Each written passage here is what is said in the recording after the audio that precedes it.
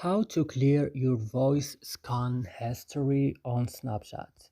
Hello guys, today I will show you how to clear your scan voice history on Snapchat.